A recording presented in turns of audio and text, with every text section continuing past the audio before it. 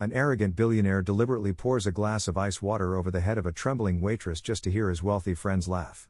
He thinks his power makes him untouchable. He thinks she's just a nobody he can crush. But he's made a fatal mistake. He did it in front of a Navy SEAL and his loyal K-9 partner. And they are about to teach him a lesson in justice that no amount of money can stop. The thick Texas heat was a heavy, humid blanket, clinging to the tailored suits and sparkling dresses of those gathered at the Callahan family's sprawling Dallas estate. Even after sunset, the humidity refused to yield, trapping the smells of expensive perfume, salt water from the massive pool, and blooming magnolias in a suffocating embrace. From the grand terrace, the city skyline glittered like a field of scattered diamonds, oblivious to the drama unfolding below. This was Jack Callahan's world, but it had never been his home. He stood near a marble pillar, a ghost in a tuxedo that felt more restrictive than body armor. Jack Callahan was a man made for action, not for display. As a Navy SEAL, his body was a map of taut muscle and disciplined tension. But here, surrounded by the polite whispers of the Dallas elite, he was completely out of his element. His leave had coincided perfectly with his father's biggest charity fundraiser of the season. It was a coincidence he deeply regretted. At his feet, Kaiser, a German shepherd, sat alert and silent. The dog was a mirror of his handler, powerful, focused, and utterly unimpressed by the spectacle around him. Kaiser's official work vest was off, but his training never was. His intelligent, dark eyes scanned the crowd, missing nothing. His presence was a quiet challenge to the surrounding superficiality. He tolerated the occasional pat from a passing guest before turning his head back to Jack, a low groan vibrating in his chest. "I know, buddy," Jack whispered, taking a sip of sparkling water that tasted like static. "I'm not a fan either." He felt his father's gaze from across the lawn. Harrison Callahan Sr. was a man carved from polished mahogany, imposing, wealthy, and emotionally distant. He steered the party with the same precision he steered his corporate empire, his silver hair catching the light as he laughed with a state senator. Harrison had glanced at Jack earlier, a curt nod that was both a greeting and an expectation. Behave, mingle, represent. Jack hated representing this. He hated the forced smiles, the conversations that were just transactions disguised as pleasantries. He watched for a moment the center of the party's buzz. Trent Bishop was holding court near an elaborate ice sculpture, young, and vilely rich from a tech fortune. Trent was the night's guest of honor and lead donor. He had slicked back dark hair and a smile that never reached his cold, assessing eyes. He gestured with a champagne flute, and the people around him, men twice his age, women dripping with jewelry, laughed a little too loudly. Trent was the epitome of this world, and Jack felt a familiar, metallic taste of disgust. Kaiser, sensing his handler's rising tension, pressed his head firmly against Jack's knee. The simple, solid pressure was an anchor. "All right, let's get some air," Jack decided. He needed to escape the main party's orbit, if only for a minute. He began moving toward the quieter, more shadowed edge of the terrace, intending to find the path down to the seawall. But Kaiser stopped dead. The dog lifted his noble head, his nostrils flaring, his ears perked and locked onto something behind the terrace, beyond the elaborate floral arrangements. "What is it?" Jack asked quietly. Kaiser didn't move toward the ocean. Instead, he pulled insistently toward a narrow, ivy-covered walkway that led to the service area. It was a zone guests were meant to ignore. Intrigued, Jack let the dog lead. Kaiser moved with purpose, his paws silent on the flagstone path. The party noise faded behind them, replaced by the distant clatter of the catering kitchen and the rhythmic sigh of the ocean. The path opened into a small, poorly lit alcove, hidden by large decorative palms and stacks of empty beverage crates. It was a pocket of stillness in the surrounding chaos. And there, Kaiser found his target. A young woman was kneeling on the ground, her back to them. She wore the standard catering uniform, black slacks, a crisp white button-down shirt. Her dark hair was pulled back in a neat ponytail, and she looked exhausted. Jack could see the slump in her shoulders, the weariness of someone who'd been on her feet for 8 straight hours. She startled when Kaiser approached, turning on her knees. Her eyes were wide, first at the large dog, then at Jack stepping out of the shadows. She looked momentarily scared, as if she'd been caught doing something wrong. But Kaiser wasn't being intimidating. He stopped a foot away from her and gave a soft, inquisitive woof. The woman's fear melted away, replaced by a sweet, unguarded expression. "Oh," she breathed, a genuine smile transforming her tired face. "Well, hello there." Jack watched, fascinated. This wasn't the calculated charm he'd been dealing with all night. This was real. Maya, her name visible on a small plastic tag, looked up at Jack. I'm sorry, is he? Am I allowed to be here? He's fine, Jack said. His voice sounded rough, unused. He led me here. Maya looked back at the dog, who was sniffing her intently. You look thirsty, she whispered to Kaiser, as if sharing a secret. Jack watched as she reached for her personal water bottle, the kind the staff carried, set beside her on the ground. Next to it was a small, collapsible silicone bowl. She poured a generous amount into the bowl and gently pushed it toward the shepherd. I saw him from the kitchen window, Maya explained quietly, not looking at Jack, focused only on the dog. Standing so still, watching everyone. He looked as tired of this party as I feel. He lapped at the water eagerly. Maya slowly reached out a hand and scratched him behind the ears. Kaiser, who usually accepted affection only from Jack, leaned into her touch, closing his eyes in contentment. Jack stood rooted to the spot. He'd seen hundreds of people tonight. All of them wanted something. Money, status, a photo, a connection. This woman, hiding in an alcove, was the only one he'd seen give something, expecting nothing in return. She had shared her water with a strange dog. Thank you, Jack said. The words felt heavy, meaningful. Maya finally looked up at him. Her eyes were a deep, clear brown, and they were tired, but they were also incredibly perceptive. She wasn't looking at his expensive tuxedo or his broad shoulders. She was just seeing him. He's a beautiful dog, she said softly. He looks like he takes good care of you. He does, Jack replied. More than you know. A silent understanding passed between them. It was the instant recognition of two people who didn't belong. In her simple uniform, Maya was wearing as much of a costume as he was in his tuxedo. They were both outsiders, caught in the orbit of Trent Bishop and Harrison Callahan. Maya, where are those trays? A sharp, grating voice called from the service door, shattering the quiet. Maya jumped, her brief moment of peace gone. She scrambled to her feet, quickly collapsing the bowl and tucking it and the water bottle into her apron pocket. I have to go, she said, her voice strained again. It's all work. Maya, Jack said, stopping her. She paused, looking at him, waiting. He just nodded. Thanks for the water. He looked like he needed a friend, she answered, her eyes lingering on Kaiser for a second. Then she was gone, back into the kitchen, swallowed by the noise and the duty. Jack remained in the alcove. Kaiser was now pressed silently against his leg. The dog looked up at him, then stared at the door where Maya had disappeared. Jack listened to the fake laughter echoing from the terrace. The humidity seemed heavier, the air thicker, but the profound, suffocating loneliness he'd felt all night had been lifted for one brief moment. Returning to the main terrace felt like re-entering a pressure chamber. The brittle laughter and the clinking of glasses sounded unnaturally sharp to Jack's ears. Kaiser was closer now, a warm, solid presence at his leg, as if sensing his handler's unease. The quiet, brief moment with Maya in the alcove had drawn a stark line between the world he was forced to inhabit and the one he actually valued. He was immediately intercepted by his mother. Catherine Callahan was as elegant and unyielding as the marble statues that graced her gardens. Dressed in a sea-green silk gown with diamonds at her throat that caught the light and refracted it into cold, sharp fragments, she surveyed her party with a general's eye. Her smile was a masterpiece of social engineering, but it faltered slightly when she looked at her son. Jack, darling, she said, her voice a polished whisper. Where have you been hiding? Trent was just asking where you were. Getting some air, Mom, Jack replied, his voice flatter than he intended.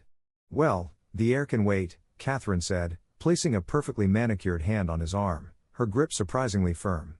Trent is our guest of honor. Your father and I need this partnership to go smoothly. It would do you good to speak with him. He's the future. Jack looked over at Trent Bishop, who was now leaning against the terrace railing, a smug look on his face as he scrolled on his phone, pointedly ignoring a city councilman trying to engage him. The future looked arrogant and empty. I'll talk to him later, Jack said, a note of finality in his voice. He gently disengaged his arm from his mother's grip. He saw a flicker of annoyance in her eyes before the perfect smile was back in place. Just remember your responsibilities, dear, she said before gliding off to greet a new arrival.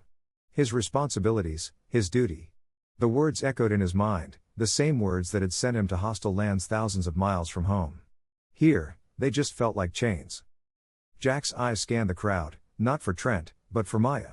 He told himself it was just a passing curiosity, a desire to see the one genuine face in this sea of masks. He spotted her near a service bar set up at the end of the terrace, her movements efficient and precise as she restocked glasses and directed other staff. Under the pretense of getting a new drink, he and Kaiser made their way through the crowd. As he got closer, he saw her manager, a harried, balding man with a perpetual sheen of sweat on his forehead, speaking to her in a low, tense voice. "Bishop's in a mood tonight," Mr. Davis muttered, adjusting his ill-fitting bow tie. "Just keep his glass full, keep smiling, and for God's sake, don't spill anything." Maya just nodded, her expression unreadable. "Yes, sir." Mr. Davis scurried away and Maya let out a long, quiet breath. She turned to lift a heavy tray and their eyes met. "Jack?" A flicker of surprise and then a small, tired smile touched her lips. "Still surviving?" Jack asked, his voice low. "It's part of the job description," she replied, her own voice quiet. She glanced down at Kaiser, who was sitting patiently, his tail giving a single soft thump on the ground. "Your friend seems to be handling it better than most." "He's a professional," Jack said, a real smile finally touching his own face. It felt foreign, like using a muscle he'd forgotten he had. "He's better at ignoring nonsense than I am." The moment was brief, no more than 30 seconds, but it was an island of quiet sincerity. They weren't a seal and a waitress. They were just two people acknowledging a shared reality, but they were being watched. From his vantage point, Trent Bishop had seen the whole exchange. He lowered his phone, his eyes narrowing. He had seen Jack Callahan, the decorated war hero, son of the hosts, walk past senators and CEOs to speak to some nobody in a uniform. It was a slight, an insult. In Trent's world, attention was currency, and this girl had just been handed a fortune she didn't deserve, a fortune that should have been his. His jaw tightened. He waited, his patience that of a predator. He watched as Maya lifted a tray laden with champagne flutes and glasses of ice water. He watched her move through the crowd with practiced, fluid ease. And then he made his move. He stepped directly into her path, forcing her to an abrupt halt. "Excuse me," Maya said politely, trying to move around him. "I don't think so," Trent said, his voice casual, but with a sharp, cruel edge. He looked her up and down as if she were an insect. "You're the one from before, aren't you? The one who can't even pour a simple drink." He was referring to a minor incident earlier, when he had complained to Mr. Davis that his whiskey had too much ice. Maya had been the one to replace it. "I'm sorry if your drink wasn't to your satisfaction, sir," Maya said, her voice even, her eyes fixed on a point just over his shoulder. She refused to give him the satisfaction of seeing her flustered. "It's not about satisfaction," Trent sneered, enjoying the small crowd they were starting to attract. "It's about competence. It's about knowing your place." Jack, from across the terrace, saw the confrontation begin. A cold knot formed in his stomach. He started to move, but his father intercepted him, placing a heavy hand on his shoulder. "Jack, leave it be. Davis is handling it." Mr. Davis was indeed scurrying over, his face pale with panic. "Mr. Bishop, is there a problem? Whatever it is, we'll fix it immediately." "The problem, Davis," Trent said, never taking his eyes off Maya, "is that your staff seems a little sleepy tonight? Tired, unfocused." Maya remained still, her knuckles white where she gripped the heavy tray. She could feel the eyes of the guests, their whispers a low hum around her. Humiliation, hot and sharp, pricked behind her eyes, but she refused to cry. "I assure you, sir, I am fully focused on my duties," she said, her voice betraying only the slightest tremor. Trent let a slow, malicious smile spread across his face. It was a terrible, cold thing to see. "Good," he said softly. He reached out and took a tall glass of ice water from her tray. The cubes clinked against the crystal. "Then you won't mind this."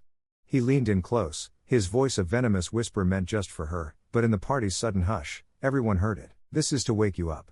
And he deliberately, slowly, tilted his wrist and poured the entire glass, ice cubes and freezing water, directly over her head. The sound of the ice cubes hitting the marble floor was shockingly loud, a sudden, sharp clatter that broke the night. It was followed by a collective, horrified gasp from 100 throats and then a silence so profound it felt as if the world had run out of air. Maya stood frozen, not from the cold, though it was brutal, but from the absolute, paralyzing force of the humiliation. Water streamed from her hair, plastering her white shirt to her skin, and dripped from her chin.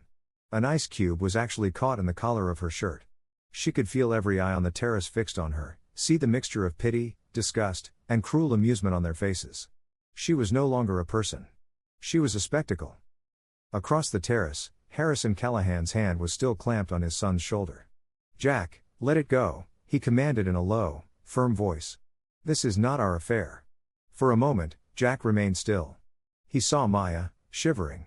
He saw Trent Bishop smirk, an ugly, triumphant look of power.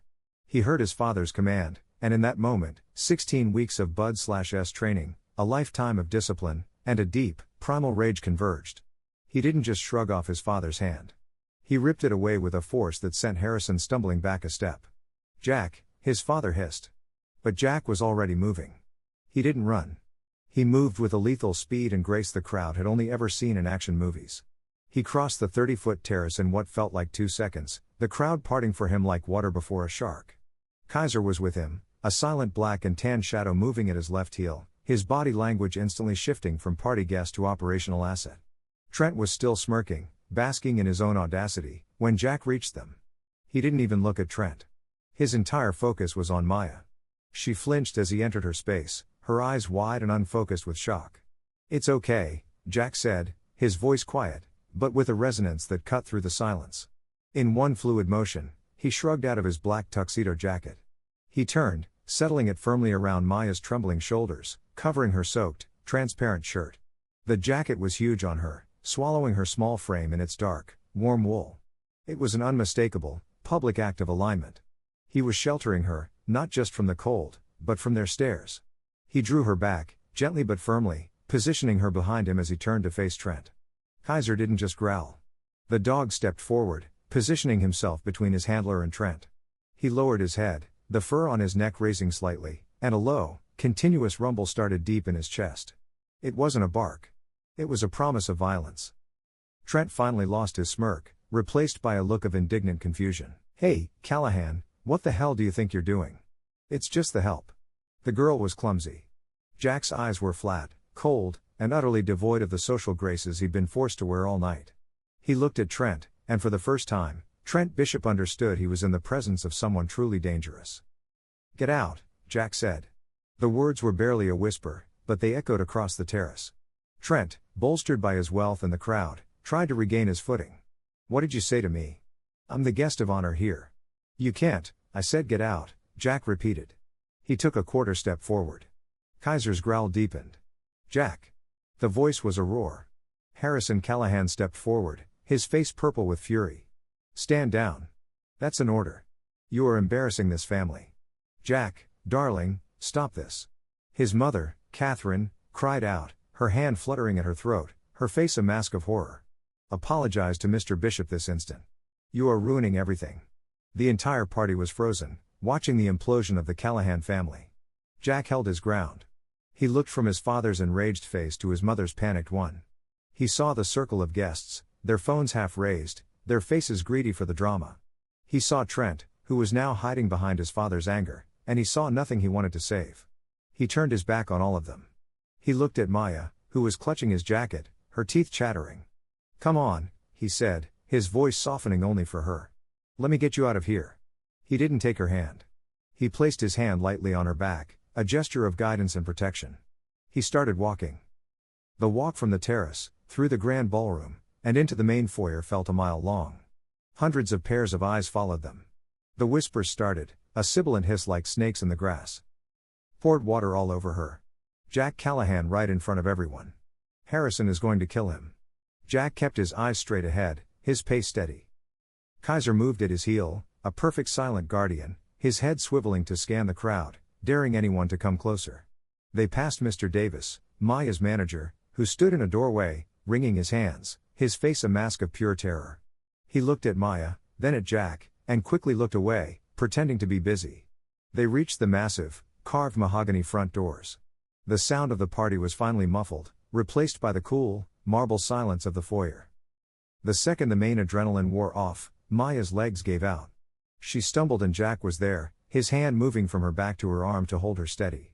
My bag," she stammered, her whole body now shaking uncontrollably. In the staff room, my phone." "We'll get it later," Jack said, his voice firm.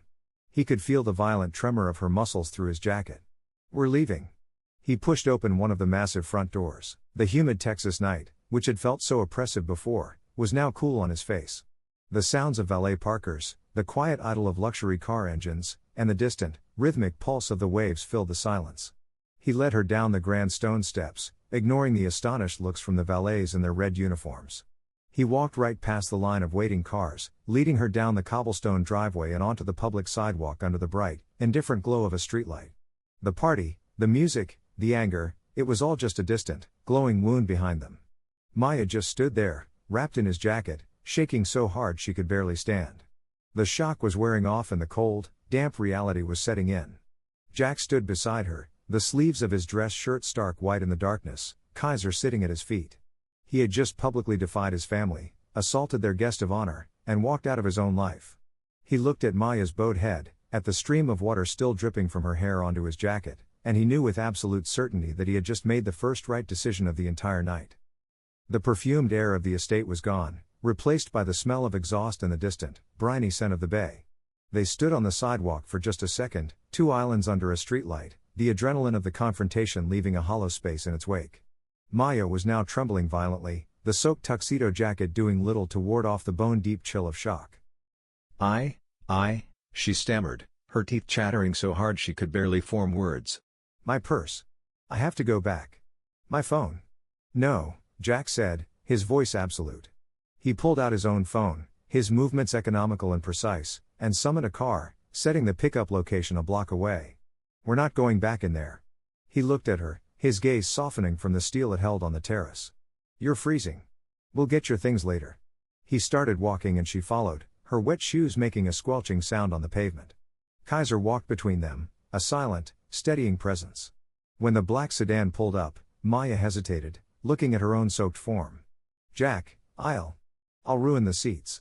It's just a seat, he said, opening the back door for her. The ride was silent. The driver, a middle-aged man, took one look in the rearview mirror, recognized Jack from the society pages, saw the soaking wet girl, the intense dog, and wisely decided to just focus on the road. Jack gave him an address in the Bishop Arts District, a world away from his parents' sphere. The car stopped in front of an older, nondescript high-rise, one with a clean but dated lobby that prioritized privacy over ostentatious displays of wealth. Jack led them into the elevator and up to the 10th floor. The apartment door opened not onto a marble foyer, but into a home. It was the complete antithesis of the Callahan estate. The air smelled of old books, dog, and the faint, clean scent of laundry. The floors were dark, worn hardwood. A deep, comfortable-looking leather sofa faced a wall of bookshelves crammed with everything from military history and tactical manuals to classic literature and rock climbing guides. Kaiser's bed was a large, rumpled cushion in the corner.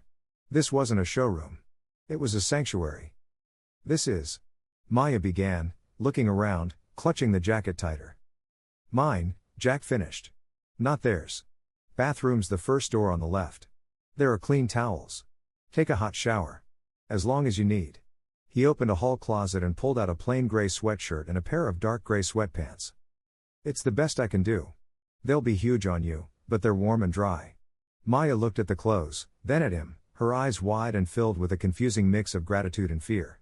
She nodded wordlessly and disappeared into the bathroom. Jack heard the click of the lock, then the hiss of the shower. He let out a breath he felt like he'd been holding all night. Kaiser went straight to his water bowl, drank noisily, then flopped onto his bed with a heavy groan, though his eyes never left the bathroom door. Jack went into the kitchen, a small, functional space, and put a kettle on. He stood leaning against the counter, the silence of the apartment amplifying the chaos of the last hour. He replayed the scene, Trent's smirk, the clink of the ice, the look on Maya's face, but it was his own silence just before the water fell that echoed the loudest, his father's hand on his shoulder, his own passive acceptance. He was deep in that self-recrimination when the bathroom door opened. Maya emerged, swamped in his sweats, the sleeves rolled up 5 times, the drawstring of the pants pulled tight. Her dark hair was damp and combed back, and without the severe ponytail, it framed her face softly. She looked about 16, small and incredibly fragile, but her eyes were steady. She stopped when she saw him, as if unsure of the protocol. Kaiser lifted his head, gave his tail a single thump, and, apparently deciding she was no longer a crisis, put his head back down and closed his eyes. Maya saw the gesture, and a small, shaky smile touched her lips. I think he's decided I'm okay. He's a good judge of character, Jack said. His voice was husky. She nodded. He handed her a mug of hot water, and she wrapped her small hands around it like it was a lifeline. She sat on the edge of the leather sofa, tucking her feet under her. Jack sat opposite her. For a long time, they just sat in silence, the only sound the hum of the city 10 stories below. I don't know what to say, Maya finally whispered, staring into the mug. Thank you, it's not enough. You didn't have to do that. I should have done it sooner, Jack cut in, his voice low and intense. He leaned forward, resting his forearms on his knees. Maya, I'm sorry. She looked up, confused. Sorry? You saved me. I'm sorry I let it happen, he clarified, his gaze unwavering. I'm sorry I stood there. I saw him talking to you earlier at the bar. I saw him dismiss you. I am part of that world. And I stood there and I was silent. What he did with the water, that was just the end. The beginning was my silence, and for that, I am truly sorry. Maya stared at him. She had expected a simple apology on Trent's behalf. She hadn't expected this raw, painful self-assessment. He wasn't apologizing for Trent. He was apologizing for himself. You're not like them, she said softly. I saw that in the alcove. You don't belong there any more than I do. This is where I belong, he said, gesturing to the room. The rest is an obligation. Why do you do it? She asked, her curiosity overriding the shock. Why be a part of it? He sighed, running a hand through his short, military-style haircut. Family duty. It's complicated. My whole life is a contradiction. I spend 10 months of the year with men who live by a code. Loyalty, honor, action. We die for each other. Then I come home, and the only code that matters is your bank balance. And the only action is who can stab who in the back with a smile. It's empty. Beautiful frames with nothing inside, Maya murmured. Owen looked at her, a flicker of recognition in his eyes. What? It's what I think of, she said, a little color returning to her cheeks. I'm studying art history. That's what I see when I work those parties. All those people, they're like perfect, ornate, priceless gold frames. But on the inside, where the painting is supposed to be, there's just nothing. Just a blank space. He was quiet for a long time. He saw her now, not just as the kind girl who gave his dog water, not as the victim. He saw the observer, the artist. She had been watching them with the same critical, weary eye he used. You see it, too, he said. It wasn't a question. That was the moment the real connection was made. It wasn't just attraction. It was recognition. He was a warrior forced to be a socialite. She was an artist forced to be a servant. They were both observers, hiding in plain sight. The silence that fell between them this time was comfortable, a shared understanding. Well, Maya said, her voice practical as reality returned. I'm going to be fired in the morning. Mr. Davis will have too. Probably, Jack agreed. He leaned forward, his expression turning grim. Maya, you need to understand something. Trent Bishop is not going to let this go. He won't be satisfied with you getting fired.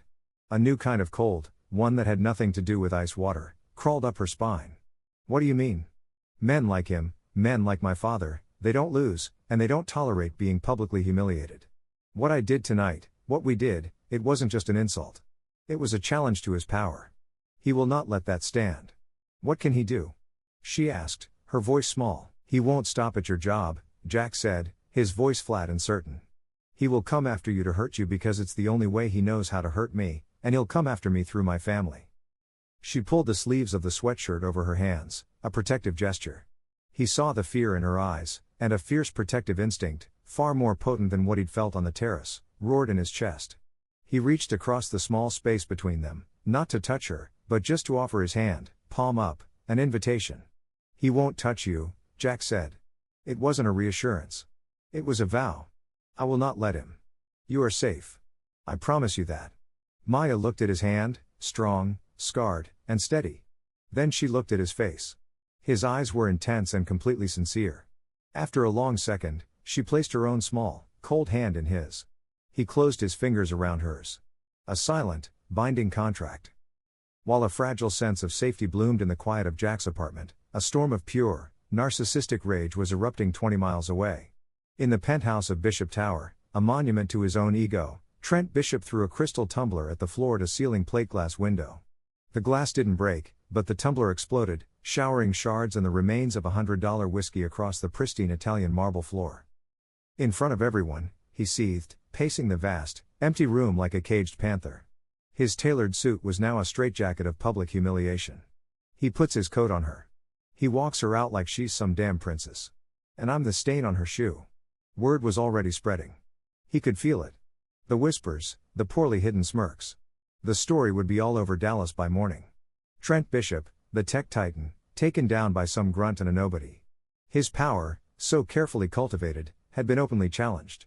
It was an intolerable offense. He snatched his phone from a marble-topped bar and stabbed at a single number in his contacts. It rang once before it was answered. Yes. The voice on the other end was calm, professional, and devoid of emotion. Rizzo, Trent snarled. I have a problem that needs a permanent solution. Mr. Rizzo was not a thug. He was a corporate problem solver of a very specific, and very illegal, kind. He was a man in his 50s with impeccable gray hair who wore suits that cost more than a car and never raised his voice.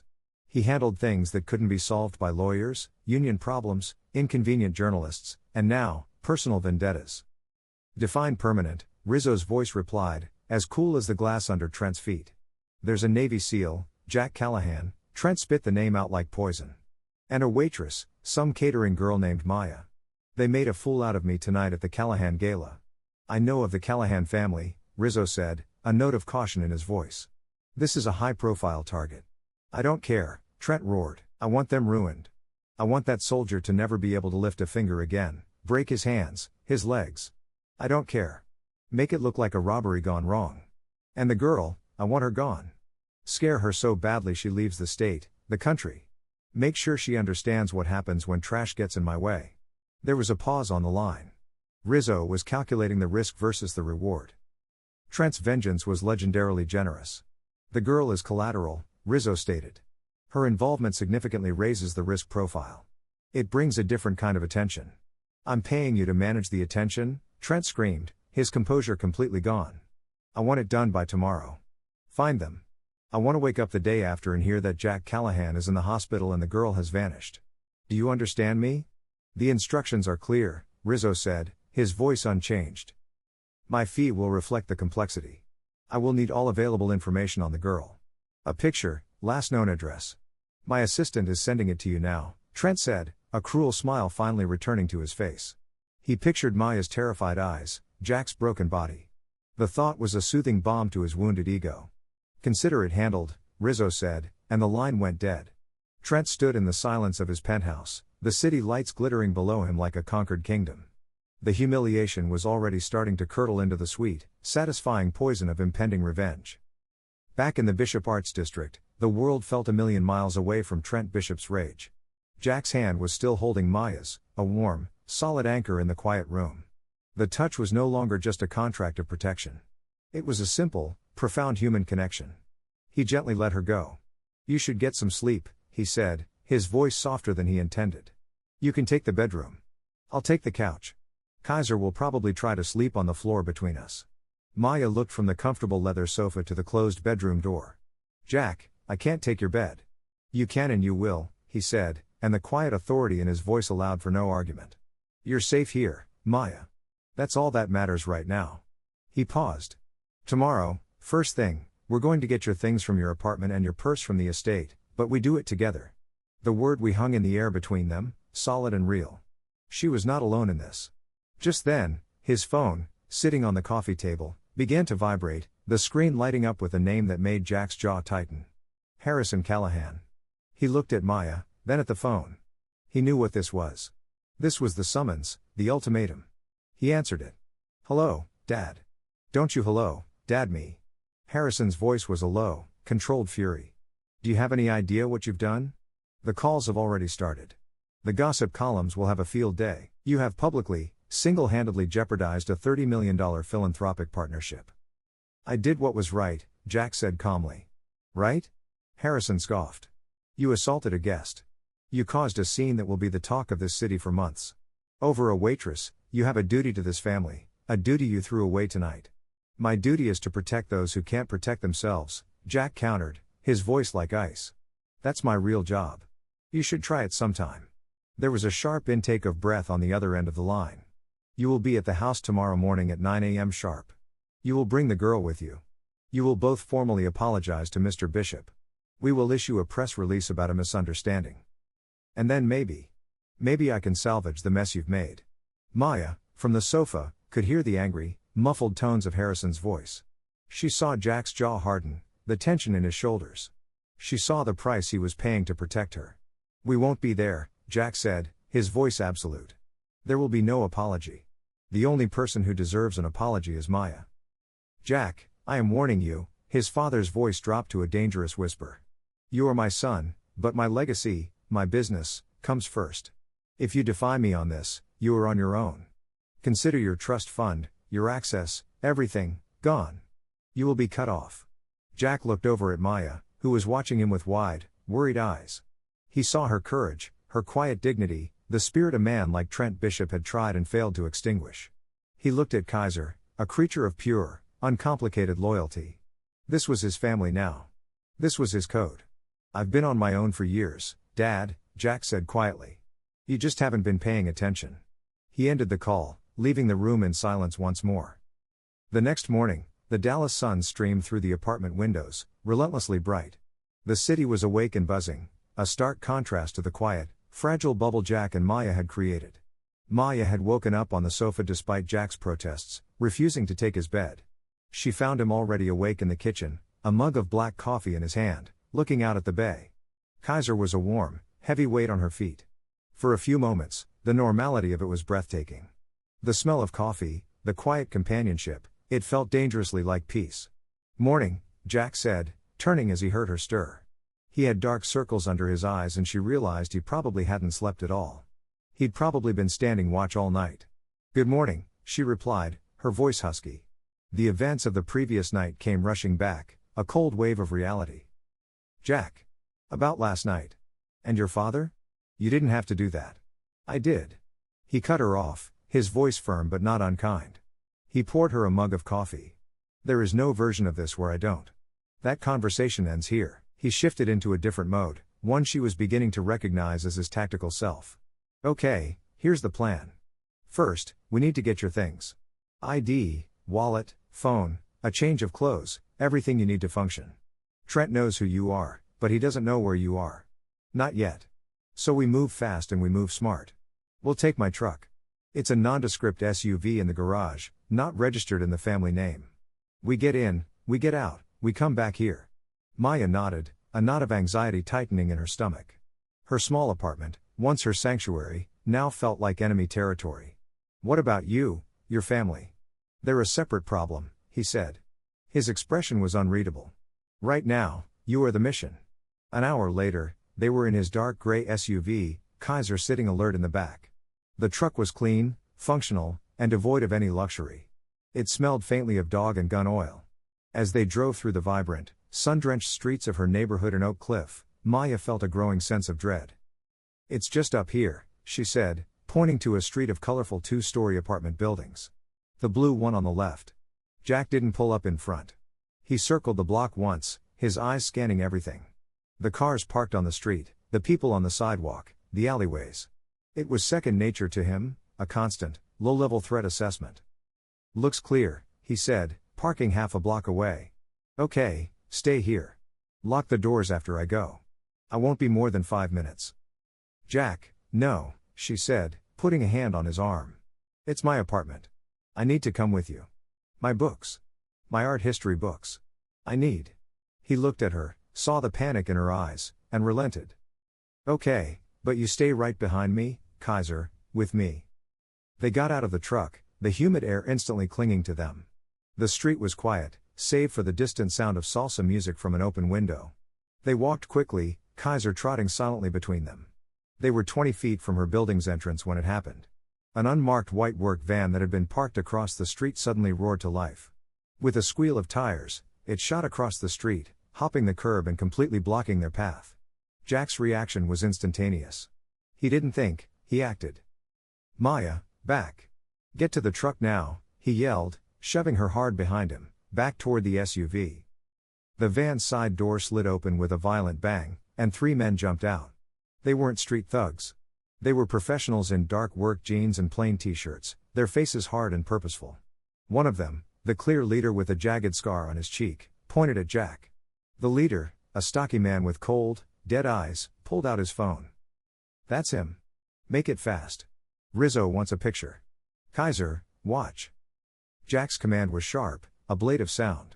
Kaiser launched forward, a 75-pound blur of muscle and fury. He ignored the two men coming from the side and went straight for the man with the phone, the designated leader. The man yelled in surprise as Kaiser slammed into his chest, knocking him flat on his back with a sickening crunch and sending the phone flying. That left two. They came at Jack from opposite sides, expecting an easy fight. They were wrong. Jack met the first one with a terrifying, brutal efficiency. He slipped the man's clumsy punch, used his momentum against him, and drove the heel of his hand up under the man's nose. There was a wet crack and the man went down screaming. The second attacker was more cautious. He had a knife. Jack saw the glint of steel and his focus narrowed to a single point. The man lunged. Jack didn't retreat. He moved in, deflecting the knife hand with his left forearm while his right hand shot out, fingers rigid, into the man's throat. The man gagged, dropping the knife, his eyes bulging as he clawed at his own neck, unable to breathe. It was over in less than 10 seconds. The leader was still on the ground. Kaiser's bared teeth were inches from his face, a low, menacing growl the only thing holding him back. The other two were writhing in agony. The leader stared at Jack, his overconfidence replaced with pure terror. He scrambled backward, yelling at his men, "Get up! Get in the van! Go!" They staggered back to the van, dragging their injured companion with them. The leader shot one last terrified look at Jack before slamming the door shut. The van tore off, its tires screaming in protest. The street was suddenly, shockingly silent. Jack's chest was heaving, not from exertion, but from the adrenaline flood. His first act was to turn back to the SUV. "Maya, you okay?" She was crouched behind the open car door, her face white with fear, but she nodded. "Good," he said, his voice softening from the hard command of the fight back to the gentler tone he used only with her. He knelt and ran a hand down Kaiser's back. "Good boy, Kaiser. Stand down." The dog instantly relaxed, giving a happy shake. The trained killer was gone as quickly as it had appeared. Jack stood, his senses still on high alert, scanning the street. His eyes swept the area where the leader had fallen, and that's when he saw it. Lying half under his own SUV, screened down on the cracked asphalt, was a smartphone. The adrenaline-laced silence on the street was broken only by the sound of distant sirens. Jack knelt, using the edge of his sleeve to carefully pick up the smartphone. The screen was cracked, a spider web of damage radiating from the corner, but it was still on. He stood, his eyes sweeping the street one last time before he turned back to the SUV, where Maya was slowly emerging from behind the door, her eyes wide. "Stay put," he said, his voice a calm command that was immediately reassuring. He walked toward her, holding the phone. "Here it is. Here's the proof." "What? What is it?" she asked, her voice trembling. "It's the leader's phone. He was taking a picture to prove to his boss they'd found us." As he explained, his mind was already several steps ahead. Guys like that, they're not smart. They're arrogant. Orders, payments, communications. It will all be on here. He made a mistake, a big one. He looked at her, his expression softening. The horror was still etched on her face, and he felt a fresh wave of protective anger. "Are you hurt?" She shook her head though she hugged herself, just terrified. "I know," he said. He reached out, not to touch her, but to gently close the car door, creating a solid barrier between them and the empty street. "But now we have them. We just have to do this right." He took out his own phone and called 911. When the operator answered, his report was a model of military precision. "This is Jack Callahan. I'm reporting an assault with a deadly weapon at the corner of Bishop Avenue and 7th Street. 2 individuals, myself and a female civilian, were ambushed by 3 assailants in a white work van. No shots were fired. Assailants have fled. We are secure. Requesting police and medical response immediately." He gave the operator a quick, precise description of the van and the men. After he ended the call, he looked at Maya. "The police will be here in a few minutes. I need you to be strong. Can you do that?" She took a deep, shuddering breath and nodded. "What do I say?" "The truth," he said simply. "Everything. From the moment Trent Bishop spoke to you at the party to the moment that van drove away. Don't leave anything out. The water, the words he used, everything. It's all connected." The sirens grew louder, and soon the street was awash in the flashing red and blue lights of 2 patrol cars and an ambulance. Uniformed officers secured the scene, their professionalism a stark contrast to the chaos of moments before. Jack produced his military ID, which immediately changed the tone of their questions. A few minutes later, an unmarked sedan pulled up. A woman in her late 40s stepped out, dressed in a practical blazer and slacks. She had sharp, intelligent eyes that had seen too much of Miami's dark side, and she moved with a no-nonsense air of authority. "Detective Morales," she said, her gaze moving from Jack to Maya and back.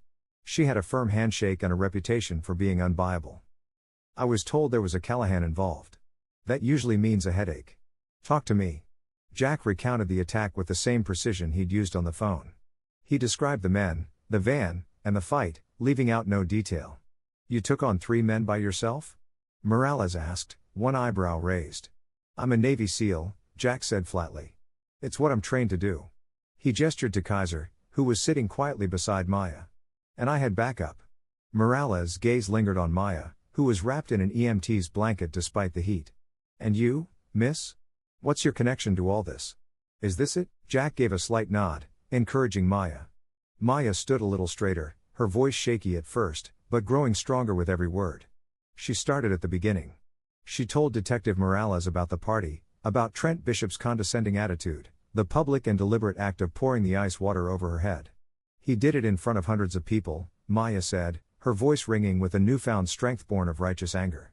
"Including Mr. Callahan's parents. He called me trash.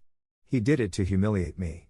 Morales listened intently, her face unreadable, but she took notes in her small pad.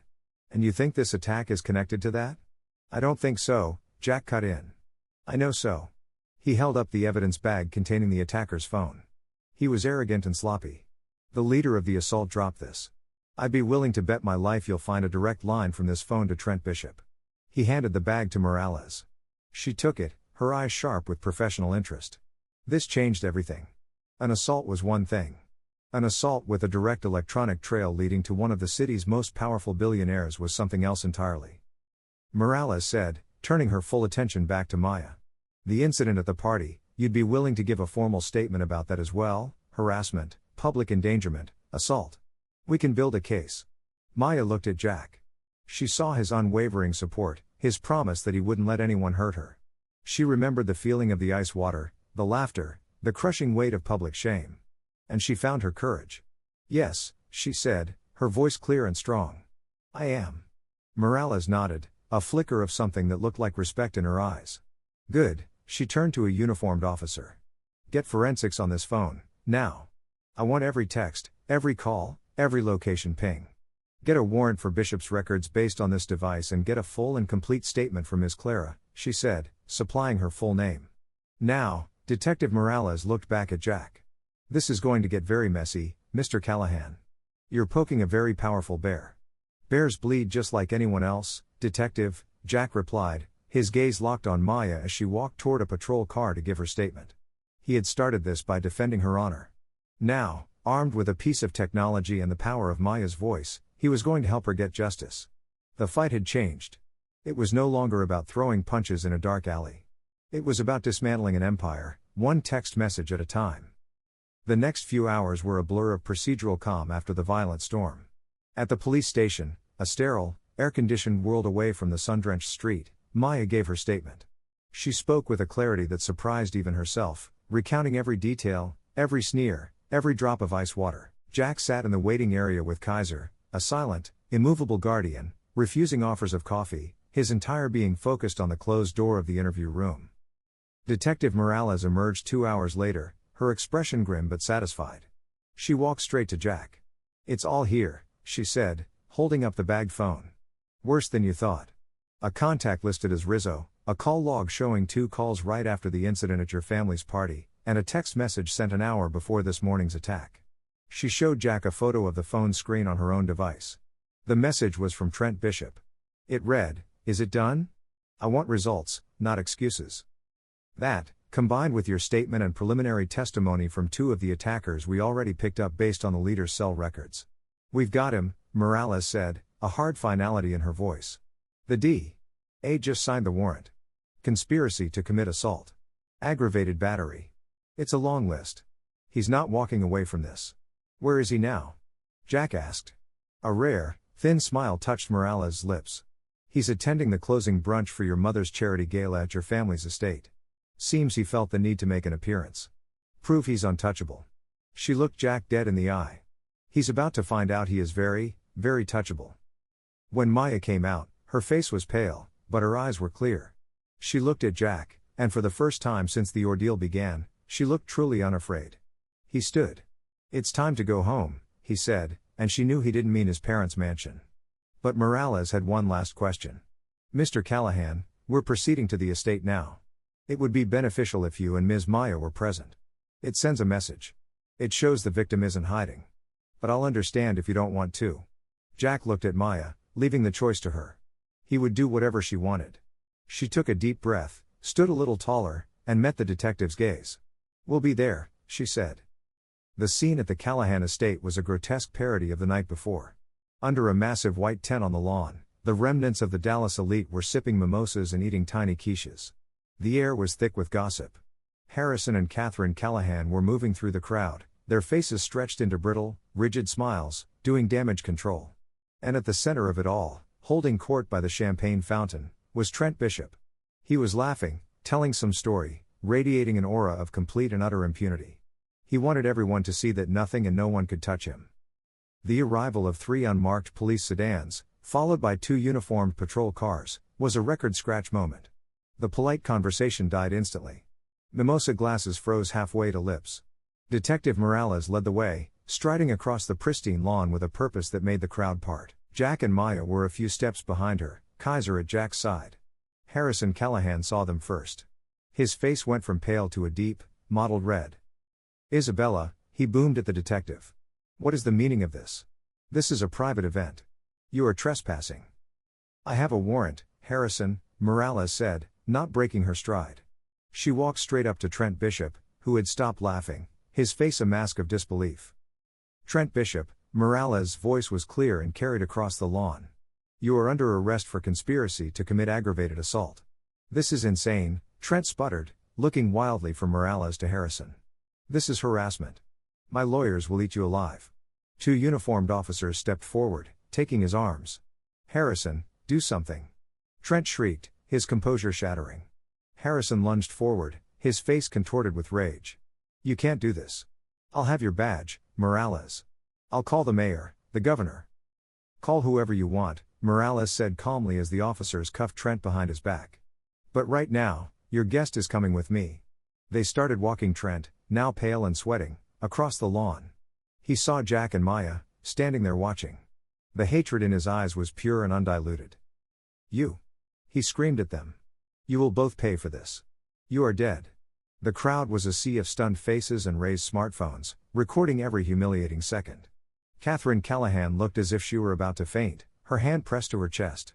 After the cars were gone, taking Trent with them, a heavy, accusatory silence fell. Harrison Callahan turned on Jack, his whole body trembling with rage. "You," he hissed, his voice shaking. "You did this. You brought this shame, this filth, into my house. After everything I've given you, everything this family stands for." "I know exactly what this family stands for now," Jack said, his voice quiet but carrying immense weight. He stepped forward, positioning himself slightly in front of Maya. "It stands for protecting men like him. It stands for valuing money over people. It stands for being silent in the face of cruelty. That's not a family. It's a corporation. And I resign." "You would throw away your birthright?" Harrison roared. "This legacy? For her?" He gestured at Maya with unconcealed contempt. Jack didn't even flinch. He turned and took Maya's hand, lacing his fingers through hers. Her hand was steady in his. "This," Jack said, holding up their joined hands for his father to see, "is my birthright. Honor, loyalty, protecting the person standing next to you. That's a legacy. The rest is just beautiful frames with nothing inside." He used her words, and he saw a flicker of a sad, proud smile on Maya's face. He looked at his father, at his mother, who was now openly weeping into the wreckage of her perfect party, and he felt nothing but pity. "Goodbye, Dad," he said. He turned, and without a backward glance, he and Maya walked. They walked past the stunned guests, past the abandoned champagne fountain, and off the manicured lawn. Kaiser trotted beside them, his head held high.